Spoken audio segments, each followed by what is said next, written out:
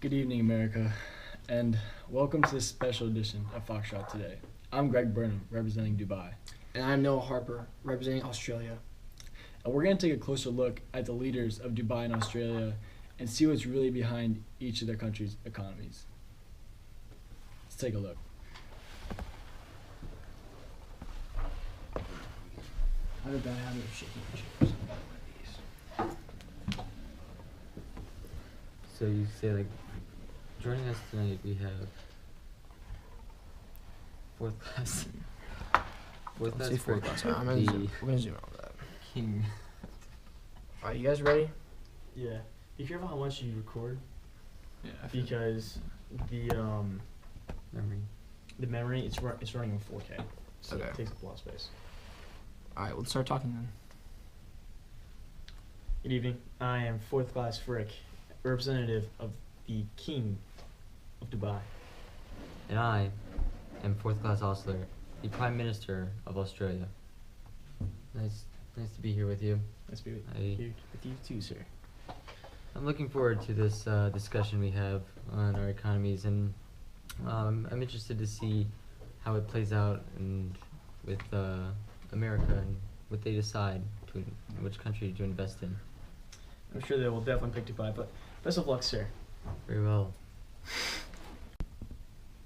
Tonight's debate will cover the topics of inflation, GDP, GDP growth, unemployment rates, fiscal monetary policy, exchange rates, and foreign trade. let's get down to it.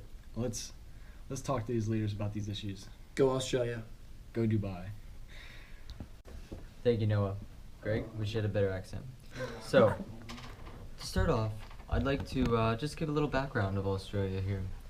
You'll see in the southeastern corner we have three main cities, which are primary sources of economic growth.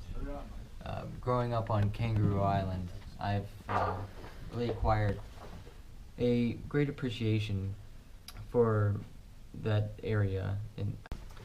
So to start off on inflation, in 2011, the rate was a bit high at 3.3%, and then in 2012, it dipped down to 1.8% and is now back up on the rise, but gradually, which improves our GDP along the way.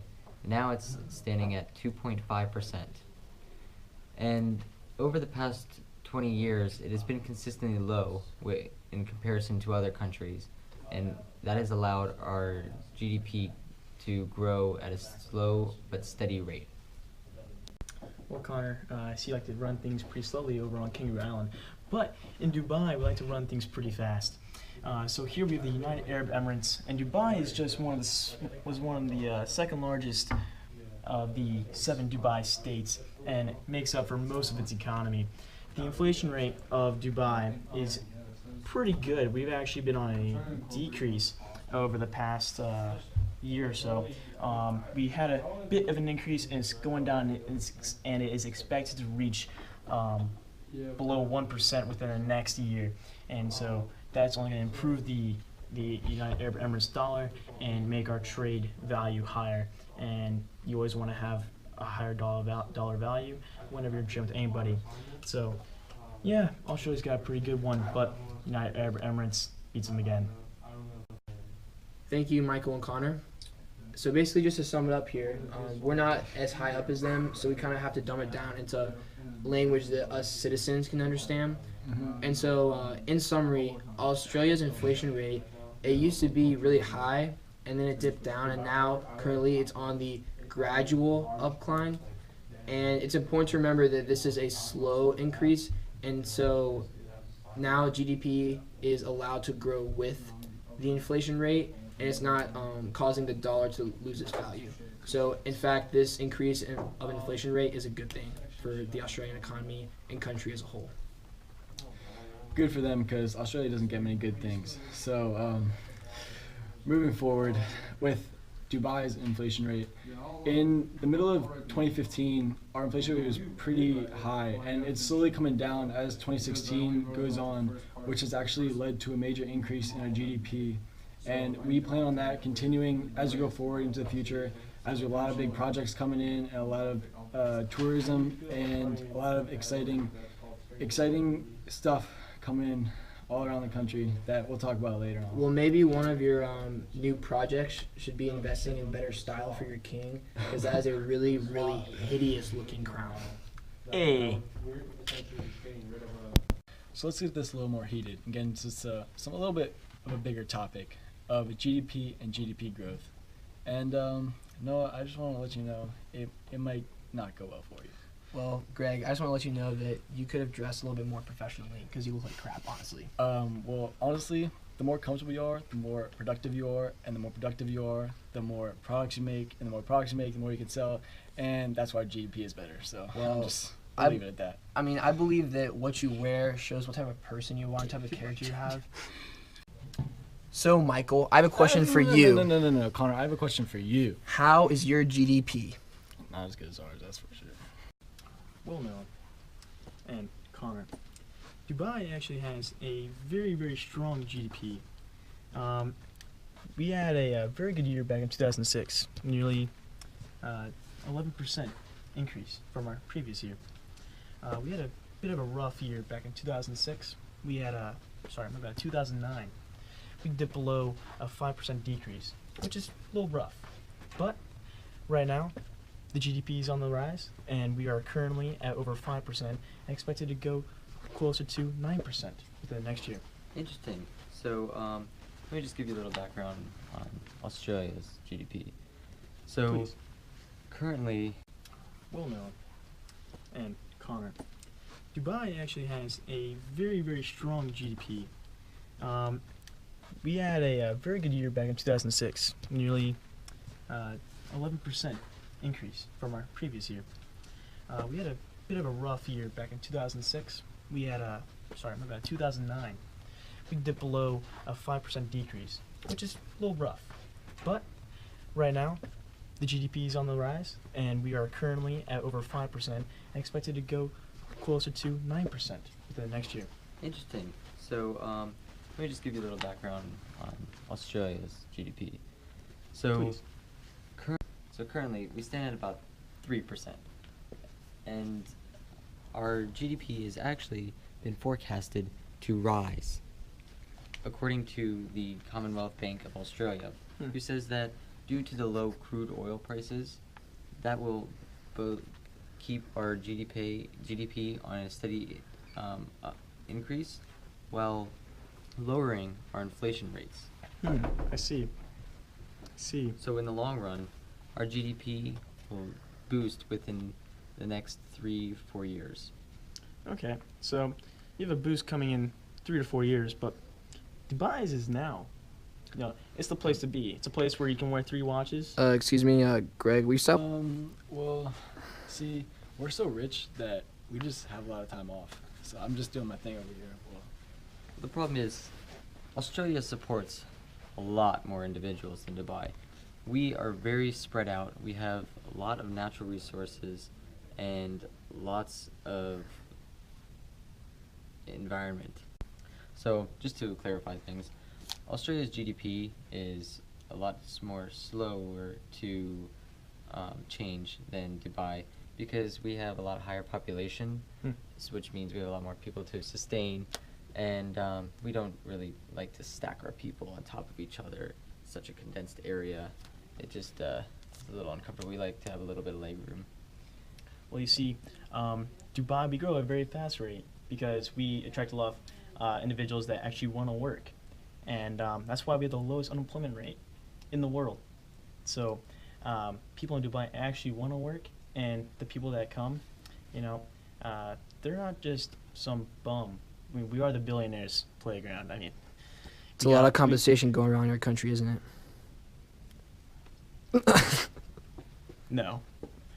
But we are increasing, and we've got many more projects coming, which makes Dubai's GDP only look to increase even more than what is predicted. So yes, I sympathize with you in that your country can only grow so fast, but at the same time, we were nowhere near where we are right now 20 years ago. But look at us today. Look at us today. So since the 2008 financial crisis, Australia's unemployment rate has been gradually decreasing. It's been a really good decline and improvement, and now the unemployment rate, unfortunately, is climbing back up again. And then when it comes to Dubai, in 2006, our unemployment rate was about 4.5%. But as our projects have come together and we've expanded, like I talked about earlier, our unemployment rate is down to 0.3%. Yeah, that's right, 0.3%. Now, as we keep expanding, more and more immigrants are coming in, and then we're just filling them with jobs. We're putting them in new jobs that are coming out of nowhere. We're just creating new projects, and in the end, that's boosting our GDP endlessly. So that's all I have to say about that. So if we're being honest, unemployment rate is something that Australia struggles with as a country. Currently, our unemployment rate is about 6%. And the biggest contribution to that number is that we have a lot of unencouraged workers, which contributes to the low participation rate in Australia. So in the future, what we need to do is find a way for our country to start attracting workers and people that want to have jobs and invest in Australia. So for all you Australians listening, if you need a job, you can come to Dubai. We'll have jobs for you. We are hosting the World Expo in 2020, as well as building the new Dubai land, and you don't want to miss that. We'll talk about more about that later. Also, if you want to have a great vacation, see some really cool animals, maybe have some good beer, I don't know if you're into that, you might want to come to Australia because we have a great tourist industry. If you want to be mediocre, stay in Australia. But if you want to be a billionaire and drive a Maserati or Lamborghini, you know where to find us. If you want to be basic, like Greg Burnham over here, go to the United Arab Immigrants. Yes, I said immigrants. I think you know who to choose. Let's send it back to the experts now. So now we are brought to our next topic, unemployment. Thank you to our very unbiased mediators here for bringing up this topic. It's very important to Yes. both countries. Thank you. Excuse me. So to bring it to what Noah brought up about our unemployment rate being a little too high, and that's being caused by the low participation rates. I'm going to direct your attention to our chief analyst from the Commonwealth Bank of Australia, Marshall Grant. Thanks for having me. Oh, it's a pleasure. So now, what we have here is just a little future predictions. And I'm going to hand it over to Marshall to discuss this and what this means for Australia within the next 3 years. So, Marshall, take it away. Sure. Thanks. Australia, with their geographic location to the Asian markets, creates a close tie with Asia, China, and those big booming markets. Australia has a big supply of natural resources: coal, iron, uranium, copper. These are really key in promoting the industrial sector. So getting closer ties with China is going to increase their economic potential in the near future. The problem with that is the investment risk. If you invest in a country that is solely tantamount to the natural resources, a lot of those resources are dominated by the private sector. So Shell, those big gas companies, large petroleum-based companies, operate within Australia's waters and economy. So the risk is that be sure you're investing in the country's potential to trade on a global scale instead of the private sector. Because, like, to give an example, if I want to invest in the United States to promote Apple, I'm not really investing in the potential of the United States, I'm promoting the potential of the Apple company. So the same case is here. So the future prediction is that Australia is going to create a closer tie with China. And that's more tantamount based on their abundance of natural resources and their ability to expand within that market. Thank you, Marshall. That was a lot of really insightful information. However, coming from the other side, how can you tie that back into unemployment? And how does that tie back into Dubai? Sure. Well, Australia, with an expanding economy into global Asian markets, you actually have more potential to create jobs than to limit them. So an expansion in the country's potential to trade, do more goods, will actually increase the amount of the workforce. It'll increase the workforce size. And so you'll actually be creating more jobs for more potential. Unlike Dubai, Dubai is more of a locally localized economy, where the jobs are created within an urban environment and not tendermount to the entire country. Australia is more broad. We have a lot more resources, a lot more jobs that are able to connect different companies for different applications, unlike Dubai, which Marshall, let me just stop you right there. Obviously, you do not know that much about Dubai. You say that we are a hub of just one city. Well, in fact, Dubai is an entire state. The entire state is increasing exponentially with the unemployment rate at only 0.3%. That is 0.3%. Now, you say that you have tons of resources to give. Dubai has oil. We have resources to give to the world, and we are actually very good at exporting, according to the United States Census. Now, oil only makes up 4% of our GDP, while other firms and other resources make up more. So this current dip where the gas prices are extremely low do not affect us that much. And that hurts a little bit, but not that much. Now, where we come in key is with our real estate. Billionaires, rich people like myself, we love Dubai. Great beaches, great sands, great deserts, just great everything. Unlike the Australian outback where everything is trying to kill you, everything in Dubai is trying to make everything great for you. That's right, mate. All right. Well, as you can see, there's a smiley face. You can't beat a smiley face. Dubai, it's just fantastic. Well, Michael, it's nice to see you have a little servant work doing all of your work for you. Thank you. Hey, Worked hard. well, at least I'm employed. That counts for something. Well, looks like Marshall here needs to pick up the pace on his kangaroo farm.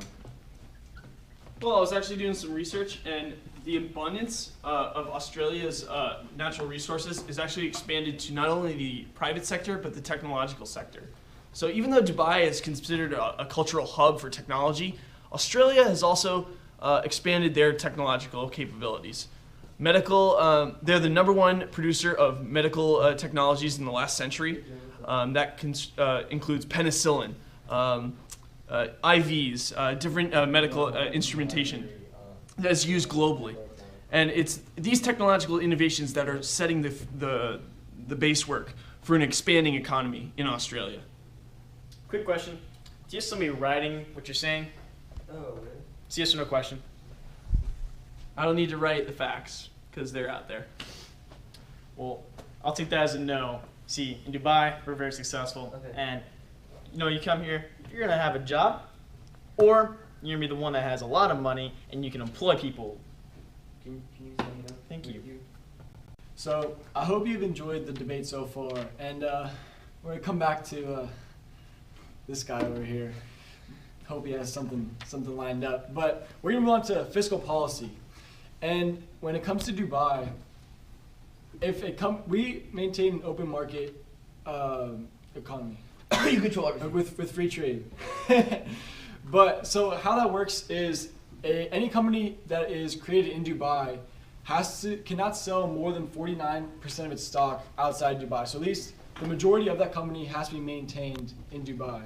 And I think that's a pretty good setup. We keep in-house.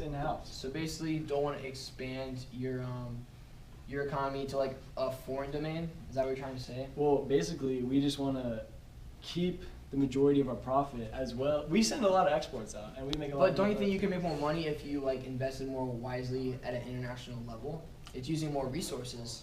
I think as one of the top tourism spots in the world, we're already bringing in that international Well, domain. I mean, I guess your country's pretty good at tourism, but Australia is like kind of a little bit higher than you guys. Well- Also, we happen to be a very foreign investment focused country. So a lot of our fiscal policy, we pump money into our resource economy. We especially cherish our relationship with China, and we're trying to build on it more. We're trying to give more to our foreign investment markets so that we can expand our economy as a whole. But do you not cherish your relationship with your own citizens? We do, but we think that it's better for our citizens in the long run if we invest on a foreign domain. Very well. We'll see how it turns out. We will see. Now, it's very obvious to the audience and to Greg and I, the unbiased mediators, that both Australia and the United Arab immigrants have very different ways of dealing with fiscal policy. So I would like it if you guys could expand a little bit more on your specific policies. Yeah, let me start off here. So, now, unlike Dubai, we have a very dynamic democracy, which I know our government's been very successful in that, and that it runs with a lot of regulations that everyone agrees with. It's not some type of single-minded hierarchy of capitalists that are only out for themselves. We all try to work together here, and you know, with what Noah mentioned, with our fiscal policy, our focus on foreign exchange with China, I see that as huge potential for economic increase with our mining industry and the plethora of resources that we have available to the rest of the world even. Well, you may need these after I'm done. Well, you may say that about Australia, but the United Arab Emirates, yes, we are controlled mostly by a sheik, but we are a free trading country. We do export and import a lot of goods, and with the low unemployment rate, and with building projects that the sheik wants, for instance, the world's tallest building is in Dubai, and that the second tallest building is not in Dubai, but there will be another building close to the size of the tallest one in Dubai again. Yes, thank you. Thank you for the clap. Thank you. Now, we need those. Okay. So if the sheik wants it, the sheik gets it. And that's what helps us expand. That's why we have such a low unemployment rate. For instance, that's also why we have Dubai Land coming, and the World Expo is now going to be in Dubai in the year 2020. So we're only expanding. And with expansion comes increased GDP, increased capital flow, increased population, and it expands our country. So Dubai, you know, the sheik may control some things, and it was discussed earlier that, you know, we can only give out 49% of a stock of a business created in Dubai to outside sources, according to Heritage.com. That is due to the fact that we want to keep as much of the business in Dubai and keep our the money flowing inside Dubai, and then for it to flow outwards and come back in. If we allow the business... Well, I think those are some pretty good points made by both sides. Let's move on to the next topic. It's going to increase, it's going to decrease, it's going to increase, it's going to decrease. It'll level out, and, you know, when you look at... They don't know they're being videotaped. Greg? Oh, I got you.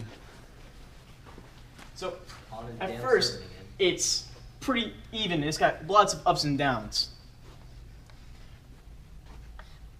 And it's relatively the same. But over a long run, those little ups and downs will actually turn to a steady increase in the long run. This is looking at years of expansion. Smiley face, we know it's true. But that's not entirely true. See, your exchange rate has fluctuated over the last decade, but it's been consistently bad. The value of a dirham in the United Arab Emirates is around 2/10 the value of a US dollar, whereas in Australian currency, the value of the Australian currency has been 7/10 of the US dollar. So the value of the Australian currency is a lot stronger than the Dubai currency. And even though you've been fluctuating, an increase in GDP has not correlated with the expanding inflation rate that you guys been having. Okay, fair enough. You make a valid argument. But Australia's also been around for much longer and been on the world stage for much longer than Dubai has. Dubai has really experienced its vast economic boom for less than 20 years. And so we've had very little time on the world stage, and we are currently expanding. For instance, as we have previously mentioned, we have Dubai Land, we have the World Expo coming, we have a 0.3% unemployment rate. And that's merely going to cause the value of our dollar to increase as our exports increase, as our GDP increases, as everything increases, our value will increase. And eventually, we will surpass you. You make up a good point, though, but Australia has been on the market for longer. So would you rather invest in a country that's been stable for a longer period of time, or Dubai, a potentially hazardous investment opportunity? Last time I checked is that we're not investing in currencies here. We are investing in specific ETFs of the country. The currency is merely an exchange rate between, for instance, Dubai exporting to the United States. Yes, our dollar is less than the United States dollar, so is yours. And it is worth less than yours at this current point in time. However, we are expanding at an enormous rate. And we're expanding faster than you are. We're going to be able to surpass your value within some time. Now your future expansion rates. Give us 100 years. No, let me finish. You've talked enough. You've talked enough. You've talked over me. You are so You've talked over passionate. me. Please. I am the king. Pause. Continue, Marshall. So, despite your constant expansion rates in the last decade, which is impressive, but those expansion rates could be proven hazardous. An expanded currency could cause for mass inflation, increase of supply and prices of goods and economy will go skyrocketing. The people won't be able to buy goods and services from your country anymore. They won't be able to afford it. And therefore, your economy is in turmoil. So it's a matter of, do you want to invest in a country that's stable technologically and natural resource-wise? Or do you want to expand and invest in a country that could have some variability over the next decade? Well, my good chap, Michael, just hear me out. Okay, I'll listen to you, not to him. Not to him. Now, my good Sheik Sherpa. Sheik is chic. Sheik. I like it. Like from Super Mario Smash Bros. Now, No. I'm better. Now, with our Australian economy here, we're investing outside of our boundaries. We're not keeping it all wound up in this little playpen of billionaires. We are expanding in Keyword billionaires. world economies that actually can improve society within us, within Australia, whereas your country is just withholding this value that you guys can't really expand upon. You're about the size of our largest city. Yes, but we are expanding exponentially. And you say that, sorry, not you. Marshall says that we are expanding at too fast of a rate and that will cause mass inflation. However, we are actually increasing the value of our dollar as we speak. As we speak. We are expected to have a much lower inflation rate than we have had previously. Yes, we all had a little bit of trouble back in 2009, but we will surpass you. Interesting. I'd have to, can't wait to take my son to Dubai Land one day. Be quite interesting. Yes. So this debate's it's heating up. It's getting pretty intense. So Australia is slacking, so they want to bring in another expert. We're bringing in our wild card. And we're moving on to inflation rate, so it's still getting heated up. Come aboard, shipmate. What the? You're in the wrong uniform. You're supposed to be in Trops. He likes productivity. That's all I can say. Well, Billy, you just got back from your baseball game. Well, let me introduce you to the newest member of the Australian Economy Promoter Team, He'll be in Dubai soon. Jake Bainey. I'm not worried about it. Alright. Okay, inflation rate. Well, boys, let me pull up my handy dandy, Word document. So we'll talk about 2013. After a year of slowing growth, Australia's economy is showing signs warming up to a central bank. Rate cuts aimed at boosting house buying and high street spending to help offset a slowdown in the country's mining industry are working. Conditions are clearly improving. But we are starting to see a recovery in the non-mining sector. While mining itself hasn't collapsed, it looks like we're going to have a more balanced economy going forward. The central bank has cut interest rates 8 times the past 2 years to a record low 2.5%. To help non-mining sectors take up the slack from the resource industry, the economy has been slow to respond to the rate cuts. There are signs that both business and consumer confidence are improving. An increase in China's economy is also sparking optimism about Australia's economy. China, Australia's biggest trading partner, underwent a slowdown last year that hurt commodity prices and prompted numerous mining firms to cut back on investments in new projects. Department store and clothing sales were among the biggest drivers of September's retail gains. All states show improvement except for the one most heavily focused on the resource industry, Western Australia, where companies like BHP Billiton operate mines that supply raw materials like iron ore to industrializing Asian countries. This is evidence to show that the interest rate cuts are promoting the economy. Let's go to 2016 now. Future predictions. The Reserve Bank of Australia, or RBA, now expects gross domestic product growth between 2.25% to 3.25% through 2016. Down a quarter percentage from points in November outlook, inflation is forecast between 2% to 3% for the same period, compared with a prior view of 2.5% to 3.5%. In a quarterly statement, the RBA said that there had been scarce evidence of a broad-based recovery in the domestic economy, despite a lengthy period of low rates, falling global crude oil prices, and muted inflation. And a weak job market will continue wage growth. The grim outlook makes room for the Reserve Bank of Australia to further cut interest rates, staying in step with other central banks that have moved to ease policy settings the past month. The RBA cut interest rates from 1/4 of a percentage point to a record low of 2.25%. Its first cut since August 2013. Financial markets are predicting the RBA will cut interest rates at least one more time by mid-2016. The RBA said growth is expected to remain weak through 2016, tracking below 3.0%, a rate often cited as needed to prevent unemployment from rising. Already, at its highest levels in a decade, unemployment is expected to rise a little further and peak a little earlier than anticipated. The RBA said it expects growth to recover solidly over the period of 2017 and 2018, as low interest rates and falling fuel costs support business activity. Falling oil prices will continue to push inflation lower, cutting around 0.5 percentage points from consumer inflation. Well, thank you, Jake. And you can see why I hired him as my Minister of Central Banking here. He's great when it comes to interest rates, and I trust him. Now, let's see what Dubai has to say. See, our king knows everything. We don't need to hire new people, so let's listen to the real expert here. Get ready for a very long and boring statement about our interest rate, like our competitor. So we made sure that our interest rate's been stuck at 1%. We kept it there purposely at 1% for the past 4 years. We have just simply increased it by a small margin to about 1.15%. Thank you. You like these? All right, to 1.15%. In the last quarter of 2015, and it's going to remain there for the next couple of years. We are doing this steadily to make sure that we have a steady increase of just everything. Dubai. Gonna need these.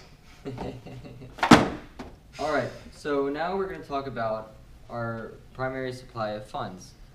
Now, in Australia, we have, of course, the Commonwealth Bank of Australia, and the weight of this is about 11.21% and a notational value of around 132 million. And now this is our highest financial fund. The Commonwealth Bank of Australia is an Australian multinational bank with businesses across New Zealand, Fiji, United States, and the United Kingdom. And right now, prices appear to be dropping. In addition, we have the BHP Billiton Ltd, which is a weight of 4.78% and a notational value of around 56 million. And this is our highest materials fund. It's been decreasing in the last 5 years, and so now this is an Anglo-Australian multinational mining metals, and petroleum company headquartered in Melbourne. It is the world's largest mining company and measured with 2013 revenues and Australia's largest company. Mining has also seen a boost in the lower Australian dollar because it has meant that Australia's products are cheaper at a time when demand has changed to become a little lower than it has been. Investments in mining software have helped the industry to remain competitive even in a downturn and maintain Australia's global share of resource exports due to a weaker Australian dollar. Your turn.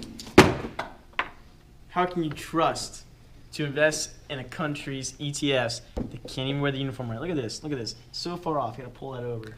Alicia's wearing a uniform. This is royalty right here. Okay. Well, we have two ETFs. The highest one is Emirates Telecom. It makes about nearly 17% of our GDP, and it's currently increasing as the UAE expands, as we increase, and as other countries adopt the use of Emirates Telecom. It will continue to expand, and the Middle East is expanding consistently. Then we have Emaar Properties. So Emaar Properties is based in Dubai, and with that, we have the World Expo of 2020 in Dubai. We also have the Dubai Land being manufactured. We are manufacturing islands. Oh, Dubai Land. Yes, Dubai Land is going to be phenomenal, and that's why Emaar Properties is going to increase, as well as Emirates Telecoms, because guess what? They have to be able to communicate inside of Dubai Land, which is going to be nearly 8 times the size of Disney World in Orlando, Florida. That's all I have to say. Thank you. So, In that, conclusion, that wraps us up. But I've learned a couple things about the United Arab Emirates. And I've learned a couple things about Australia, I have to say. What I've learned is that they have no sense of pride, integrity, or character. Their leader is ridiculously arrogant. He has his workers like little minions do everything for him. He's only concerned about himself, honestly. And frankly, their appearance is terrible. They should show a little bit more prestige in how they look if they claim to be such a high-end country with a high-end functioning economy. That's all I have to say. All I have to say is that they should stick to their little island down the Pacific Ocean. As big as it is, we'll just take all their kangaroos and they'll be lost. So we'll just leave it at that. Well, honestly, that comeback hurt me a lot. Well, that's it for Foxtrot today. We have the money, so I'll just leave it at that. That's it for Foxtrot today. Have a good night, and go Bears.